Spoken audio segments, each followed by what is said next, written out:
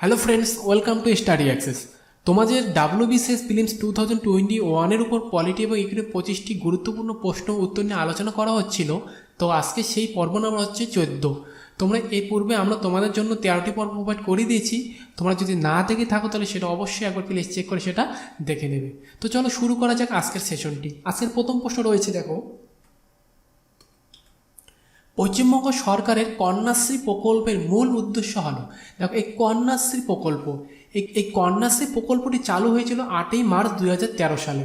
তো এই কন্যাশ্রী প্রকল্পে কি করা হয়, অবিবাহিত ছাত্রীরা যাদের বাৎসরিক পারিবারিক আয় অনধিক 1,20,000 টাকা, তারা কি করে, তারা দু ধরনের স্কলারশিপ পেয়ে থাকে।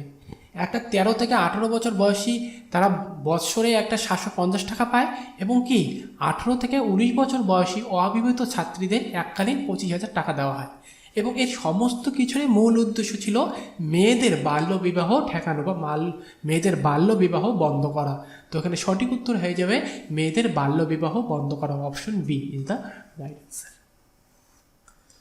IMF অর্থাৎ ইন্টারন্যাশনাল মনিটারি ফান্ড এবং বিশ্ব ব্যাংকের সদর দপ্তর কোথায়? তো আমি আগে তোমাদের বলে দিয়েছি যে সমস্ত বেশিরভাগই যে অর্থের সংস্থাগুলো রয়েছে তার বেশিরভাগটারই সদর দপ্তর হচ্ছে ওয়াশিংটন ডিসি। তো এখানে সঠিক উত্তর হয়ে যাবে দুটিরই সদর দপ্তর Washington DC. Option D is the right answer. Next, ইন্টারপোলের পুরো নাম কি? দেখো, ইন্টারপোল এটি কি? এটি হচ্ছে একটি আন্তর্জাতিক সংস্থা যার প্রধান কাজ হচ্ছে আন্তর্জাতিক পুলিশকে সহায়তা করা।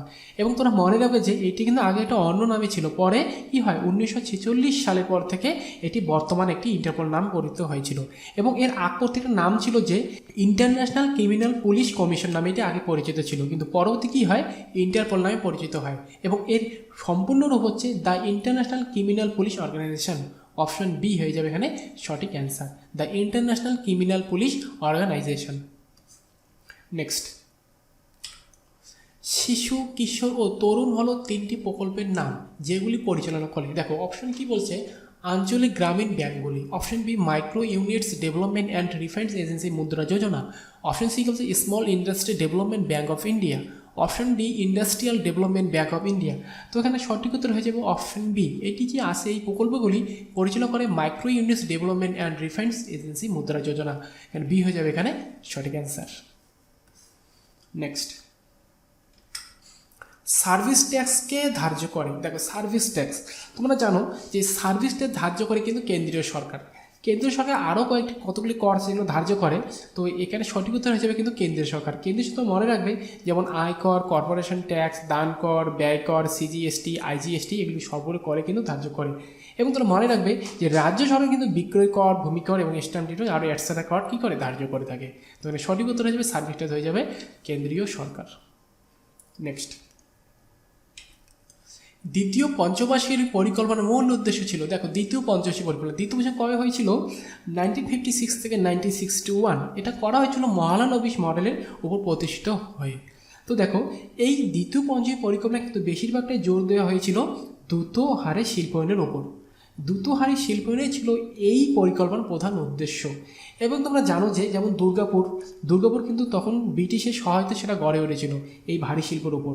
যেমন ভিলাইও কিন্তু গড়ে ছিল রাশিয়ার সহায়তায়, এবং রাউরকেল্লায় যেটা গড়ে উঠেছিল জার্মানির সহায়তায়। তো এখানে সঠিক উত্তর হয়ে যাবে ভারী শিল্পের উন্নয়নের জন্য গড়া হয়েছিল। কিন্তু খুবই তোমাদের একটা গুরুত্বপূর্ণ একটা প্রশ্ন। বিশ্বের বিভিন্ন দেশের তুলনামূলক গ্লোবাল জেন্ডার গ্যাপ ইন্ডেক্স কারা প্রকাশ করে? দেখো, এই গ্লোবাল জেন্ডার গ্যাপ ইন্ডেক্স এটা কি? এটা হচ্ছে, তোমরা জানো যে এই প্রতিবেদনে কী হয়, পুরুষের তুলনায় নারীর অসুবিধাগুলি পরিমাপ করা হয়। আর এটা পরিমাপ করে থাকে WEF অর্থাৎ ওয়ার্ল্ড ইকোনমিক ফোরাম। এটা কী করে, WEF দ্বারা প্রকাশিত 2020 সালের বার্ষিক গ্লোবাল জেন্ডার গ্যাপ ইন্ডেক্সে কী হয়, ভারতে কিন্তু বর্তমানে 153টি দেশের মধ্যে 112তম রয়েছে। এটা কিন্তু সবসময় করে WEF অর্থাৎ ওয়ার্ল্ড ইকোনমিক ফোরাম। এখানে সঠিক উত্তর হয়ে যাবে অপশন এ। এবং তোমরা জানো যে WEF প্রথম 2006 সালে প্রথম লিঙ্গ ভাগ সুযোগ প্রকাশ করেছিল, অর্থাৎ গ্লোবাল জেন্ডার গ্যাপ ইন্ডেক্স প্রথম কী করেছিল, প্রকাশ করেছিল। এবং তোমরা মনে রাখবে এই 153টি দেশটি রয়েছে তার সর্বোচ্চে রয়েছে কিন্তু 1 নম্বর রয়েছে আইসল্যান্ড, এবং সর্বশেষ অর্থাৎ 153 রয়েছে ইয়েমান এবং 152 রয়েছে ইরাক এবং 151তমে রয়েছে পাকিস্তান। তাহলে বুঝতে পারছো এখানে নারীদের অবস্থানটা কোথায়।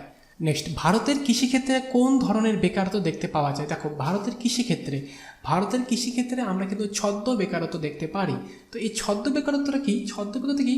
এদের আপাত দৃষ্টিতে কর্মযুক্ত মনে হলেও এদের যদি আমরা সরিয়ে নিই তাহলে কিন্তু নেট উৎপাদন অপরিবর্তিত থাকে এবং এই ভারতের কৃষিক্ষেত্রে এটা একটি জ্বলন্ত উদাহরণ। তো সঠিক উত্তর হয়ে যাবে ছদ্ম বেকারত্ব। আর এই ছদ্ম বেকারত্ব আমাদের ভারতীয় কৃষিক্ষেত্রে, এটাই হচ্ছে ভারতের কৃষিক্ষেত্রে একটি জ্বলন্ত উদাহরণ ছদ্ম বেকারত্বের। এবং তোমরা আরও দেখতে পারে কিছু কিছু শিল্প কারখানায় প্রয়োজনের তুলনায় অতিরিক্ত শ্রমিক নিযুক্ত থাকে, এরাও কিন্তু ছদ্মবেশীর বেকারের উদাহরণ। তোমার খুবই এটা গুরুত্বপূর্ণ একটি প্রশ্ন। নেক্সট, কার মৃত্যু রহস্য পুনরায় তদন্তের জন্য খোসলা কমিটি গঠিত হয়েছিল? খোসলা কমিশন গঠিত হয়েছিল। দেখো সুভাষচন্দ্র বসুর মৃত্যুর অন্তর্ধানের রহস্যে কিন্তু অনেকগুলি কমিটি গঠন করা হয়েছিল, তার মধ্যে একটি কমিটি হলো খোসলা কমিশন। তো ওখানে সঠিক উত্তর হয়ে যাবে সুভাষচন্দ্র বসু। নেক্সট, নীতি আয়োগের পুরো কথাটি হলো, দেখো নীতি আয়োগের পুরো কথাটি হলো national institution for transforming India আয়োগ হলো কি একটি। তো এখানে সঠিক উত্তর হয়ে যাবে national institute for transformation of India. কোথায় গেল? অপশন ডি হয়ে যাবে সঠিক, national institution for transforming of India. তো দেখো এটা কি? এটি হলো ভারতের নীতি নির্ধারক একটি কমিটি যা প্ল্যানিং কমিশনের পরিবর্তিতে গঠিত হয়েছিল। এটা গঠিত হয়েছিল 1 জানুয়ারি 2015 গঠিত হয়েছিল, 1 জানুয়ারি 2015। এবং তো মনে রাখবে যে এর চেয়ারপারসন হচ্ছে কিন্তু প্রধানমন্ত্রী নরেন্দ্র মোদী এবং সিও হচ্ছে অমিতাভ কান্ত। তো সঠিক উত্তর হয়ে যাবে অপশন ডি, নীতি আয়োগের সম্পূর্ণরূপ। নেক্সট, নিচের দুটি সারির মধ্যে সঠিক মেলবন্ধন ঘটাও। দেখো এখানে আমাদের কিন্তু তপশিলগুলো দেওয়া রয়েছে এবং সেই তপশিলে কি রয়েছে সেটা তোমাকে মেলাতে হবে। তো দেখো সপ্তম তপশিল আমরা কি জানি? সপ্তম তপশিল হচ্ছে কেন্দ্র ও রাজ্যের মধ্যে ক্ষমতা বন্টন। তো এখানে সঠিক হয়ে যাবে আইনগত ক্ষমতা বন্টন। তো এখানে এ হয়ে যাবে 3। তো দেখো কোথায় রয়েছে A3 রয়েছে আমাদের দুটি অপশন, একটি এ রয়েছে একটি সিতে রয়েছে। তো নেক্সট আমরা কি দেখবো? অষ্টম তপশিল কী রয়েছে? অষ্টম তপশিল রয়েছে আমাদের ভাষা। তো অপশন বি হয়ে যাবে, বি সাথে হচ্ছে 1। দেখো B1 এখানেও রয়েছে। তারপরে দেখি কি বলছে নবম তপশিলের মধ্যে কি রয়েছে? কিছু কিছু আইনের বৈধতা, অর্থাৎ ভূমি ও রাজস্বের যে আইনগুলো রয়েছে সেটা কিছু আইনের বৈধতা রয়েছে। তো এখানে নবম তপশিল হয়ে যাবে 4, সি হয়ে যাবে 4। দেখো তো এখানে সঠিক উত্তর হয়ে যাবে অপশন সি। তোমরা যদি আরে বেঁচে তাহলে দশম তপশিল কী হয়ে যাবে? দশম তপশিল বেঁচে রয়েছে দল ত্যাগ ফলে অযোগ্য করতে থাকেন, সঠিক উত্তর হয়ে যাবে এটা। তো এখানে সঠিক উত্তর হয়ে যাবে অপশন সি। নেক্সট, সংবিধানের কোন ধারা সংসদকে আইন প্রণয়ন করে নাগরিকত্বের অধিকার নিয়ন্ত্রণের ক্ষমতা দেওয়া হয়েছে? দেখো আমাদের যে 5টি পার্ট রয়েছে তার মধ্যে কিন্তু নাগরিকত্ব পার্টটি রয়েছে 2 নম্বর পার্টে এবং সেটা রয়েছে 5 থেকে 11। এবং তোমরা জানো প্রথম পার্টে রয়েছে ভারতবর্ষ ও তার অঙ্গরাজ্যগুলি, যেটা রয়েছে 1 থেকে 4 নং ধারায়, এবং নাগরিকত্ব যেটা 2 নং পার্টে রয়েছে সেটা হচ্ছে 5 থেকে 11 নং ধারায়। এবং তার 5 নং ধারার মধ্যে বলা হচ্ছে নাগরিকত্ব অধিকারের নিয়ন্ত্রণের ক্ষমতা। তো এখানে সঠিক উত্তর হয়ে যাবে ধারা 5, সি হয়ে যাবে এখানে সঠিক অ্যান্সার। নেক্সট, 368 ধারায় সংবিধান সংশোধন করা হলে সেক্ষেত্রে ধারা 13 কার্যকর হবে না, এই মর্মে কোন সংবিধান সংশোধনী পাশ হয়েছিল? দেখো 368 নং ধারা সংবিধান করা হলে সেক্ষেত্রে 13 নং ধারা কার্যকর হবে না। এটা কিন্তু করা হয়েছিল 24তম সংবিধান সংশোধনের দ্বারা, যেটা করেছিল 1971-এ। দেখো এই সংশোধনে কি করা হয়েছিল? এই সংশোধনে কিন্তু করা হয়েছিল সংবিধানের প্রত্যেকটি ভাগ সংশোধন করার যে ক্ষমতা যে সংশোধন আছে তা পরিষ্কারভাবে বলে দেওয়া হয়েছিল এই 24তম সংবিধান সংশোধনের দ্বারা 1971 সালে।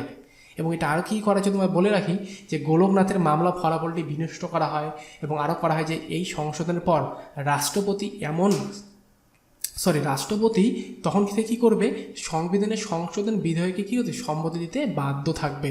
তো এটা করা হয়েছিল সমস্ত 24তম সংশোধন সংবিধান দ্বারা 1971 সালে যেটা করা হয়েছিল। তো এখানে সঠিক উত্তর হয়ে যাবে অপশন এ। নেক্সট, সংসদের পাবলিক অ্যাকাউন্টস কমিটির চেয়ারম্যানকে কে মনোনীত করে? দেখো পাবলিক অ্যাকাউন্টস কমিটি এদের কাজ কি?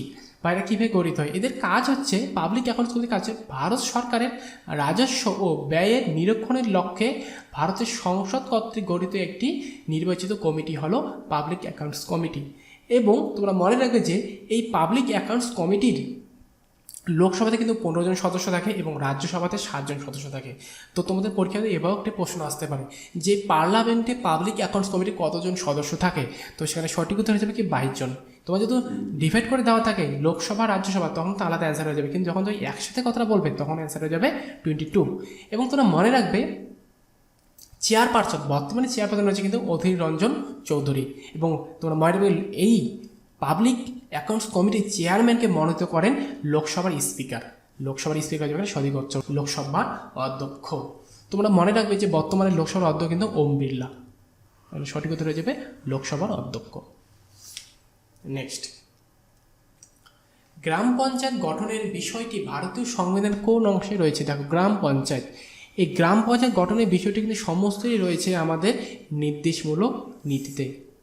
তোর আগে করা হয়েছিল তোমাদের, তখন সঠিক উত্তর হয়ে যাবে নির্দেশমূলক নীতিসমূহে বলা রয়েছে। এই পঞ্চায়েত ব্যবস্থা কিন্তু 40 নম্বর নির্দেশমূলক নীতি রয়েছে, তার 40 নম্বর ধারাতে কিন্তু বলা হয়েছে গ্রাম পঞ্চায়েত গঠনের বিষয়টি। এবং তোমরা জানো যে নির্দেশমূলক নীতিসমূহ লিখেছিলেন কিন্তু জওহরলাল নেহেরু, এবং এই ধারণাটি নেওয়া হয়েছিল আয়ারল্যান্ড থেকে। তোমরা জানো যে 4 নং পার্টের 36 থেকে 51 ধারার মধ্যে এই নির্দেশমূলক নীতিগুলি বর্ণিত আছে। এবং এই নির্দেশমূলক নীতিসমূহের মূল উদ্দেশ্য ছিল কল্যাণমুখী রাষ্ট্রের ধারণা দেওয়া। এবং অধ্যাপক কেটি শাহ বলেছিলেন নির্দেশমূলক নীতিগুলি সেই সব চেকের মতো যা ব্যাংক তার সুবিধা মতো ভাঙে নীতি প্রস্তুত। এটা কিন্তু একবার পরীক্ষার মধ্যে এসেছিল যে এই কথাটি নির্দেশমূলকের ভিত্তিতে কে বলেছিলেন? তো অ্যান্সার হয়ে যাবে কেটি সাহা। আরও তোমরা মনে রাখবে যে 5 ইয়ার প্ল্যানিং কিন্তু গ্রহণ করা হয়েছিল এই নির্দেশমূলক নীতির উপর ভিত্তি করেই করা হয়েছিল। এবং গ্রাম পঞ্চায়েত যেটা আছে এটা কিন্তু 40 নম্বর নির্দেশমূলক 40 নং ধারাতে উল্লেখ করা রয়েছে। নেক্সট, নিচের কোন জুরিটি সঠিক নয়? দেখো দ্বিতীয় ভাগ, আমাদের যে ভাগগুলি রয়েছে 22টি ভাগ রয়েছে, তাই এগুলো মিলিয়ে দিতে বলছে তোমাদের। দ্বিতীয় ভাগ, তৃতীয় ভাগ, চতুর্থ ভাগ, পঞ্চম ভাগ। তোমরা যত প্রথম ভাগে রয়েছে ভারতবর্ষ তার অঙ্গরাজ্য প্রথম ভাগটি দেওয়া নেই, তো দ্বিতীয় ভাগে কী দেওয়া আছে? দ্বিতীয় ভাগে বলা রয়েছে নাগরিকত্ব, তাহলে এটা কি ঠিক আছে? তাহলে এখানে এটা ঠিক। এটা তারপরে কি তৃতীয় ভাগ, তৃতীয় ভাগ কী বলছে? তৃতীয় ভাগে আমাদের বলা হয়েছে মৌলিক অধিকার, হ্যাঁ একদম ঠিক, মৌলিক অধিকার দেওয়া আছে। আমার চতুর্থ ভাগে কী বলা হয়েছে? চতুর্থ ভাগে বলা রয়েছে নির্দেশমূলক নীতিসমূহ, তাহলে এখানে সঠিক উত্তর এটাও ঠিক আছে। কিন্তু পঞ্চম ভাগে কী বলা হয়েছে? আমাদের পঞ্চম ভাগে বলা হচ্ছে কেন্দ্রের গঠন, কিন্তু এখানে দেওয়া আছে মৌলিক কর্তব্য, তাহলে এখানে এটা হয়ে যাবে এখানে সঠিক অ্যান্সার। তোমরা জানো যে মৌলিক কর্তব্য কিন্তু 1976 সালের 42তম সংবিধান সংশোধনের মাধ্যমে কী করা হয়? যুক্ত করা হয়।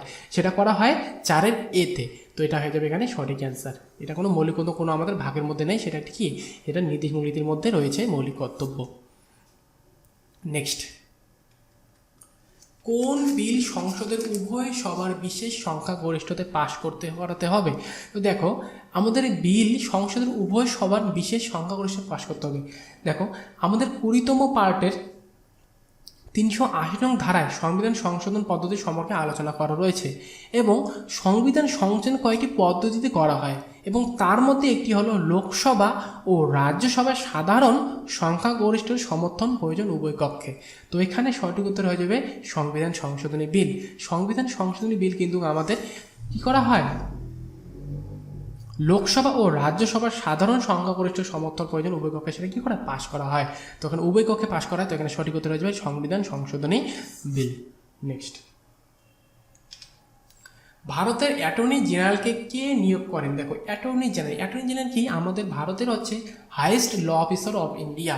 ইনি হচ্ছেন highest law officer of India আমাদের ভারতবর্ষের, এবং কি ইনি রাষ্ট্রপতি দ্বারা নিযুক্ত হন, এবং রাষ্ট্রপতির ইচ্ছার উপর তার কার্য নির্ভরশীল। তো এখানে সঠিক উত্তর হয়ে যাবে রাষ্ট্রপতি, অপশন বি হয়ে যাবে এখানে সঠিক অ্যান্সার। সিকিম ভারতের রাজ্য হল। দেখো সিকিম ভারতের কততম, এখানে সবগুলো সংবিধান সংশোধন দেওয়া আছে যে সেটা কততম সংবিধান সংশোধনের মাধ্যমে ছিল বা ভারতের সাথে রাজ্য হিসেবে যুক্ত হয়েছিল। দেখো সিকিম কিন্তু আগে চগিয়াল বৌদ্ধপুরীর রাজা দ্বারা শাসিত ছিল। সেখানে বৌদ্ধপুরীতে সিকিম যে একটা জায়গাটা ছিল আগে, সেটা কিন্তু বৌদ্ধপুরীদের দ্বারা শাসিত ছিল। পরে কি হয়? 1890 সালে এটি ব্রিটিশ ভারতের অধীনে আসে। এর পরবর্তী সময় অর্থাৎ 1947 সালে পর সিকিম কি ভারতীয় প্রজাতন্ত্রের অঙ্গরাজ্য হিসেবে ছিল। আরও পরে কি হয় 1973 সালে চেগিলের প্রাসাদের সামনে রাজতন্ত্র বিরোধী একটি দাঙ্গা দেখা যায়।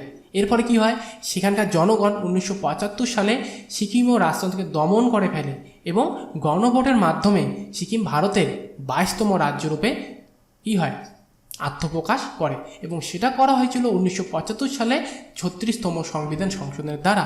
তো ওখানে অ্যান্সার হয়ে যাবে অপশন ডি। তোমাদের পরীক্ষায় এভাবেও আসতে পারে, কিন্তু সেটা কত সালে, সেটা হচ্ছে 1975, এটা করা হয়েছিল 1975। এবং তোমরা মনে রাখবে যে সিকিমের বর্তমান সিএম হচ্ছে কিন্তু প্রেম সিং তামাং এবং গভর্নর হচ্ছে কি গঙ্গা প্রসাদ, এটাও তোমাদের জন্য গুরুত্বপূর্ণ। নেক্সট কি বলছে, সুপ্রিম কোর্টে একজন বিচারপতির বয়স নির্ধারণ করবে, সেটা কে করে সেটা তোমরা জানো, সংসদে পাশ করা আইনের মাধ্যমে সেটা কি করা হয়, নির্ধারণ করা হয়। তো সঠিক উত্তর হয়ে যাবে সংসদ পাশ করা আইনের ভিত্তিতে, সি হয়ে যাবে এখানে সঠিক অ্যান্সার। নেক্সট, অর্থনীতির ভাষায় M1 ও M2 অর্থ বোঝানো কেউ তোমরা জানো, এটা বলতে বোঝানো হয় ন্যারো মানি বলতে এটা উল্লেখ করা হয়ে থাকে। তো সঠিক উত্তর হয়ে যাবে অপশন ডি, ন্যারো মানি। নেক্সট,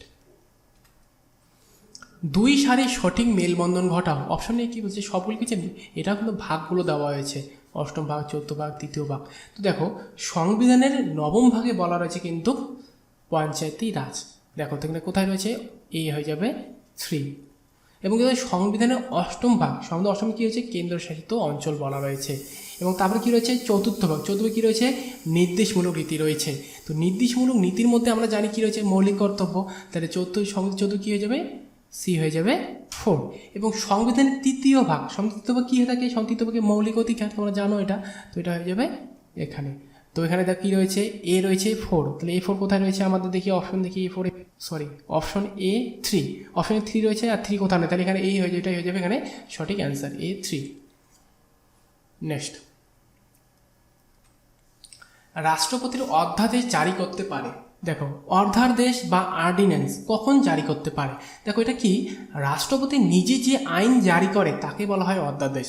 এটা কি হয় মূলত, সাধারণত সংসদ যখন অকার্যকর থাকে অথবা সংসদের অধিবেশন বন্ধ থাকে তখন কিন্তু রাষ্ট্রের জরুরি প্রয়োজনে রাষ্ট্রপতি নিজের একক ক্ষমতা বলে এই আইন জারি করতে পারে, অর্থাৎ অধ্যাদেশ জারি করতে পারে। তো এখানে সঠিক উত্তর হয়ে যাবে সংসদ অধিবেশন যদি না চলে তাহলে এটাও একটি কারণ, তিনি এটা কী করতেন, অধ্যাদেশ জারি করতে পারেন।